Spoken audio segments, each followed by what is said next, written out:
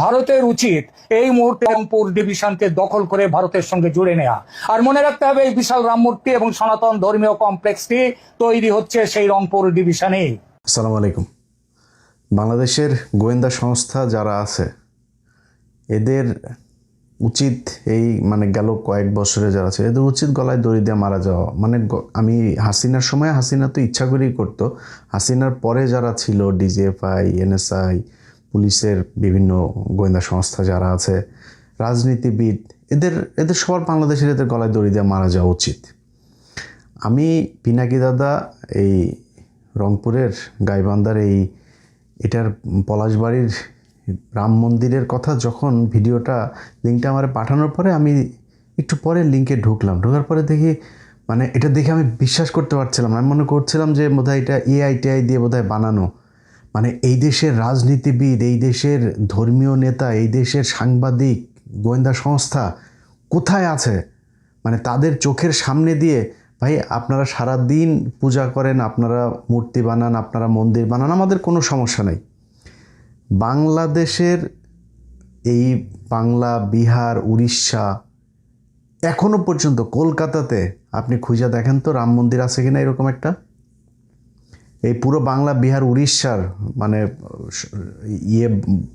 বৃহৎ বাংলা যেটা, আপনি খুঁজে দেখেন তো যে কোন জায়গায় ওইদিকে আপনি আসামে যান, মণিপুরে যান, নাগাল্যান্ডে যান, কোন দিকে আছে আমাকে বলেন। রাম মন্দির কেন বানাইতে হবে? এটার পেছনে একটা বিশাল আকারের পরিকল্পনা ভারতের ছিল।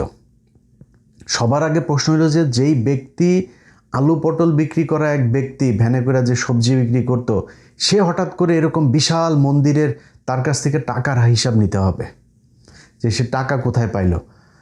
এরপরে আস্তে আস্তে যাইতে হবে গোয়েন্দা সংস্থার যে কিভাবে হইলো, কারা ফান্ডিং করলো, কেন ফান্ডিং করলো, এটার পেছনে কি। আপনাদের নিশ্চয়ই মনে আছে যে ভারতে এক রাম মন্দিরের কথা বলে তারপরে তারা অযোধ্যাতে একটা মসজিদ ভেঙে ফেললো এবং সেইখানে সবশেষ তারা মন্দির বানিয়েই ছাড়লো। মসজিদের জন্য জায়গা দিয়েছে অন্যদিকে, বাট ওইখানে তাদের মন্দির বানাইতেই হবে, ওইটা তাদের এখন আমরা থাকবো না। অনেক বাংলাদেশের বহু পয়সাওয়ালা, বহু ক্ষমতা সম্পন্ন লোকজন এখন কথা বলার সময় জায়গায় জায়গায় তারপরে বলতে পারে, বাট আপনি অনেক টাকা পয়সার মালিক হয়েছেন, বিশাল ক্ষমতার মালিক হয়েছেন, আপনি আপনার সন্তানকে এই দেশে রেখে যাবেন। আজ থেকে 50 বছর, আজ থেকে 100 বছর, 200 বছর পরে বলবে যে এটা হচ্ছে গিয়ে রামের পুণ্যভূমি, এই দেশ পুরোটাই আমাদের দিয়া দাও। একজন হিন্দু নেতা, তার বক্তব্য শোনার পরে শরীরের প্রতিটা লোম দাঁড়িয়ে গিয়েছে। বক্তব্যটা শোনেন। রাম মূর্তি কতটুকু হবে, কত ইঞ্চি হবে, সেটা ঠিক করবে দেশের হিন্দুরা। তোরা ঠিক করার কে? রাম মন্দির দেখা গেল কি দেখা গেল না? তোরা যদি রাম মন্দিরকে ভয় পাস, তোরা প্রয়োজনে পলাশ বাহিতে যাস না, তোরা প্রয়োজন বোধে গাইবান্ধা থেকে অন্য জেলায় চলে যা। রাম মন্দির প্রতিষ্ঠা হবে। এই বাংলাদেশে রাম মন্দির প্রতিষ্ঠা কেউ ঠেকাতে পারবে না। বাংলাদেশে এমন কোনো শক্তি নাই যে রাম মন্দির প্রতিষ্ঠা ঠেকায়। রাম মন্দির আপনারা প্রতিষ্ঠা করেছেন, রাম মন্দির হবে এবং আগের চাইতে অনেক সুন্দরভাবে রাম মন্দির হবে। সারা বাংলাদেশের লোক সেখানে যাবে। আজকের এই ছাত্র এবং ছাত্র যুবদেরকে আমি ধন্যবাদ জানাই। অল্প সময়ের মধ্যে একটি প্রতিবাদ তারা করেছে, প্রতিবাদের সূচনা তারা আজকে করেছে এবং ঘোষণা দিয়েছে যতদিন পর্যন্ত পলাশবাড়ীতে রাম মন্দির নির্মাণ না হবে ততদিন পর্যন্ত এই ছাত্র জনতা সারা বাংলাদেশে আন্দোলন করবে। যেহেতু তারা ঘোষণা দিয়েছে, আমি এই দেশের হিন্দু ছাত্র এবং যুবদেরকে চিনি, যেহেতু তারা ঘোষণা দিয়েছে, তারা এই ঘোষণার ফল না পাওয়া পর্যন্ত ঘরে ফিরবে না, এটা আমার বিশ্বাস। চিন্তা করেন, বাংলাদেশে বসা বাংলাদেশের 92% মানুষকে বলে এই দেশ থেকে তাদেরকে চলে যেতে হবে তাদের রাম মন্দির বানানোর জন্য। এই গেল কয়েকদিনে, এই এক সপ্তাহের ভেতরে কয়েকটা মিছিল তারা বের করেছে। সেই মিছিলগুলোর ভেতরে তাদের যেই দেশীয় অস্ত্রপাতি, কোমরে আরও ভেতরে, প্যান্টের ভেতরে কী ছিল সেটা তো জানি না, উপরে যা তারা দেখিয়েছে ত্রিশূল মিশুল এগুলো দিয়ে, তারপরে যেইভাবে রাস্তায় তারা অস্ত্রের ঝনঝনানি দেখিয়েছে, বিশ্বাস করতে কঠিন হচ্ছে এখনও তারেক রহমান ক্ষমতায় না শেখ হাসিনা ক্ষমতায়। যদি নাকি মনে করেন ভারতীয় দালালদেরকে এইভাবে সুযোগ দিবেন, আমরা কিন্তু বিএনপির ব্যাপারে আমি তো একদম নিশ্চুপি হয়ে গিয়েছি। কারণ বিএনপির কি আমি এর আগের ভিডিওতে বলেছি যে বিএনপির ব্যাপারে আমার ব্যক্তিগতভাবে আমি পজিটিভ অনেক কিছু দেখেছি যে কাজগুলো হচ্ছে, বিশেষ করে ভারতের সাথে, তারপরে পাকিস্তান, চীন, টার্কি, ইউএসএ, এইসব দেশের সাথে বিভিন্ন চুক্তি, বিভিন্ন দেশের পররাষ্ট্রমন্ত্রীরা আসা, ভারতের সাথে পুশিন নিয়ে সীমান্তে যে উত্তেজনা, এসব সব কিছু মিলায় আমি মনে করছি যে বিএনপি সরকার এই দেশের মানুষ যা চায় তারা তাই করতে যাচ্ছে। এই কারণে আমরা কিন্তু চুপ হয়ে আছি। কিন্তু আপনারা যদি মনে করেন যে এইভাবে তাদের আস্ফালন করতে দিবেন, তাহলে কিন্তু আমরা মনে করব অন্য কিছু। এখনও কিন্তু আপনারা মানে আমাদের পর্যবেক্ষণের ভেতরে আছেন, এখনও ফাইনাল কোনো রেজাল্ট আমরা পাইনি। অতএব আপনাদেরকে সিদ্ধান্ত নিতে হবে, এরা এইভাবে প্রকাশ্যে এই দেশের আইন না মেনে তারপরে তারা বলবে যে একটা ধরে মুসলমান ধর, তাদেরকে এই কর সেই কর, এই ধরনের প্রকাশ্যে মিছিল করেছে তারা। শোনেন মিছিলের সে ভাষাগুলো।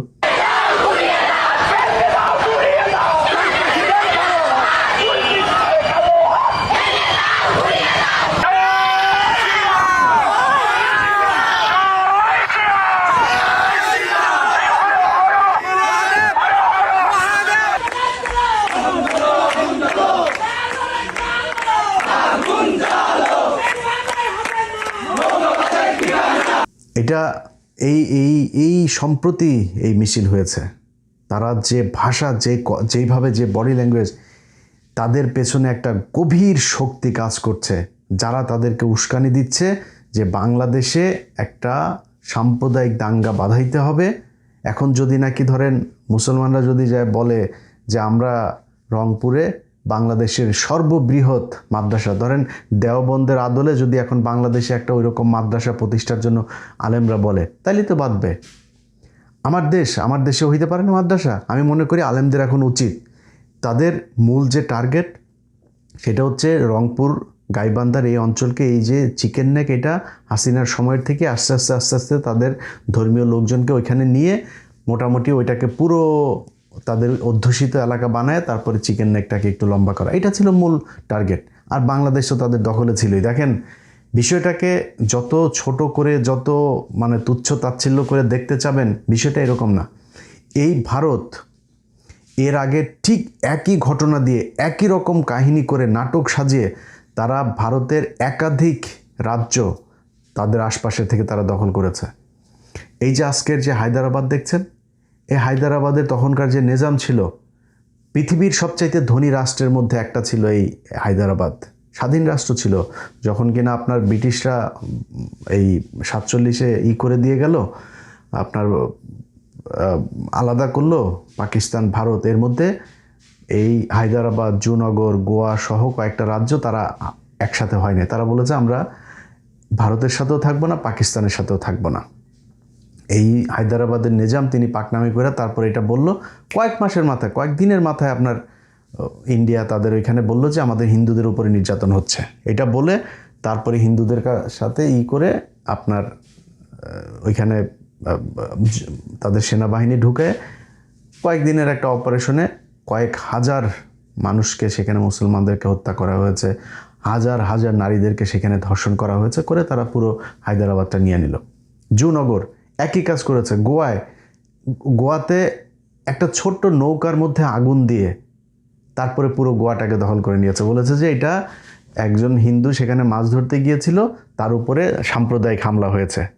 এই কথা বলে তারপরে তার এই ইয়েটার মধ্যে, আপনার নৌকার মধ্যে আগুন ধরিয়ে দিয়ে বলল যে আমাদের এখানে সাম্প্রদায়িক হচ্ছে, আমাদের এখানে ইন্টারভেনশন করতে হবে।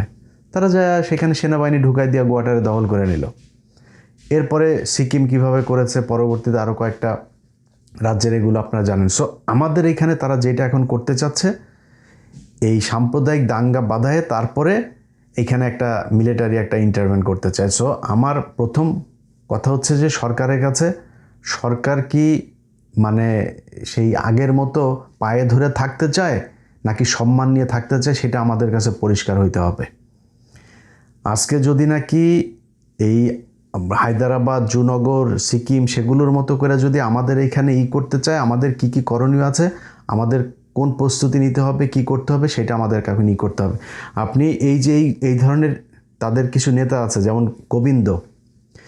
গোবিন্দ বাংলাদেশের বিভিন্ন আপনার সামাজিক সাংস্কৃতিক অনুষ্ঠানে যাবে, ইভেন তার অনেক মুসলমানের সাথেও তার বিশাল ভালো সম্পর্ক, এমনভাবে কথা বলবে মনে হবে যেন তিনি জামাতের প্রশংসা করে, সে বোঝায় যে সে খুবই অসাম্প্রদায়িক একজন মানুষ এবং খুবই এই গোবিন্দর পরিচালিত তার যুব জোট, তারপরে হিন্দু এই যে লাভ জেহাদ, তারপরে হইল গিয়া তার কুরুক্ষেত্র, এরকম কয়েকটা গ্রুপ খুলে তারা সেই গ্রুপের ভেতরে একদম ওপেনে ডিক্লেয়ার দিয়ে মুসলমান মেয়েদেরকে তারা এই প্রেমের ফাঁদে ফেলে তারপরে সেখানে করে, এক হিন্দু আরেক হিন্দুকে সাহায্য করে মুসলমান মেয়েদেরকে তার গর্ভে সন্তান দিয়ে তারপরে তাদের ভেঙে যাওয়া, তাদের পরিকল্পনা, মানে এটা তাদের বিশ্বাস যে তারা মুসলমানদের পেটে এইভাবে তাদের সন্তান দিতে দিতে একসময় এখানে সব নাকি তাদের ধর্মের লোক হয়ে যাবে।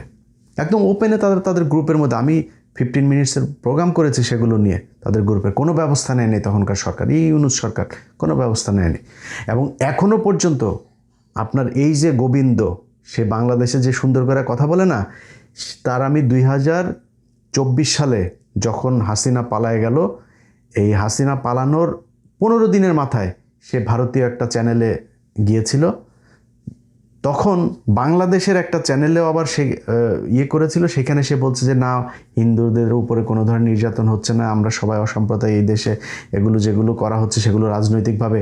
সে ভারতীয় এক চ্যানেলে গিয়ে, তাদের মানে জাতীয় চ্যানেল, সেইখানে গিয়ে সে কি বলে এসেছে আপনি শোনেন, তারপরে বুঝতে পারবেন যে সে কত বড় মানে হিপোক্রেট এবং কত মানে গভীর ষড়যন্ত্র সে ভারতের সাথে করে। তার বক্তব্যটা শোনেন। बांग्लादेश में हर दिन किसी न किसी जगह पर हमला हो रहा है, जमीनों पर कब्जा, लड़कियों का अपहरण, बलात्कार, झूठ धर्म का अपमान करने बयाने गांव के गांव जला जा रहा है, घर व्यवसाय लूटपाट धर्मांतरकरण किया जा रहा है। परिणाम स्वरूप हिंदू देश सरकार भाग गया है। এটা হচ্ছে এই গোবিন্দদের আসল চরিত্র। আমরা বাংলাদেশে, আমি একজন মুসলমান হিসাবে আমি কোনো ধর্মের সাথে আমি কোনো দিনও মানে কেউ কারোর ধর্ম পালন করতে বাধা দেখ, আমি কোনোটাই চাই না, মুসলমানও অন্য ধর্মের বাধা দেখ সেটাও চাই না। আমি খুবই লিবারেল একজন মানে ধর্মীয় মানুষ। সো আমি যেটা মনে করি যে এই বাংলাদেশে যেসব হিন্দুরা আছে আমরা তাদেরকে রেসপেক্ট করি, তারা ধর্ম পালন করবে, আমরা সেটাতে রেসপেক্ট করি। কিন্তু গেল 15টা বছরে আপনারা একটু ক্ষমতা পাওয়ার পরে আপনাদের যে চরিত্র বাংলাদেশের মানুষ দেখেছে, সেটা বনজ কুমার থেকে সেই বিপ্লব সরকার থেকে শুরু করে এই দেবাশিস টেবাশিস সহ সবাই তাদের আসল রূপ দেখিয়ে দিয়েছে। বাংলাদেশে তারা ব্যবসা প্রতিষ্ঠান খুলেছে, তাদের সব প্রপার্টি নিয়ে জমিয়েছে ভারতে, সব কটার ভারতে বাড়ি আছে, কলকাতা, দিল্লি, বিভিন্ন জায়গায় তাদের বাড়ি আছে, সেখানে গিয়ে তারা বাড়ি করেছে, তাদের বাংলাদেশে কোনো কিছু জমায় না। এটা তাদের চরিত্র। এবং বাংলাদেশের মেয়েদেরকে ধর্ষণ করা, বাংলাদেশের মেয়ে এই মানুষকে গুম করা, খুন করা, সব কিছুর সাথে তারা জড়িত ছিল। আমরা এটা 15 বছর দেখেছি, সেটা ভুলে যেতে চাই। কিন্তু ফার্দার যদি আপনারা এই ধর্মীয় বিভাজন তৈরি করে তারপরে বাংলাদেশকে করতে চান, তাহলে কিন্তু এই দেশের সরকার টরকার কোনো কিছু মানব না। আমরা কিছু বললেই তো তারপরে আবার বলে ফেলেন আমরা মব সৃষ্টি করতে চাই, এই কথা বলে তারপরে আমরা খুব চুপচাপ হিসাব করে তারপরে চলতাম। অথচ এই সরকার আসার পরে এমন কোনো দিন নাই চাঁদাবাজিতে মানুষ মারা যায়। এখন তো আমরা কিছু বলি না, এখন এত মারামারি, গ্যাঞ্জাম, চাঁদা নিয়ে ঝগড়া, এত কিছু লুটপাট, এত কিছু হয় কেন এখন? আমরা কিন্তু সব বুঝি যে ঠান্ডা করে কোনো রকম সবাইরে ঠান্ডা করে দিয়া ধান্দাবাজি করাই হচ্ছে গিয়ে মূল উদ্দেশ্য, এটা আমরা বুঝি। সো এগুলো আপনারা করেন, কোনো সমস্যা নেই, বাট দেশের সার্বভৌমত্বের প্রশ্নে যদি কোনো আঘাত আসে তাহলে কিন্তু আবার সে হাসিনার মতো পাগলামি শুরু করে দেব। আল্লাহ হাফেজ।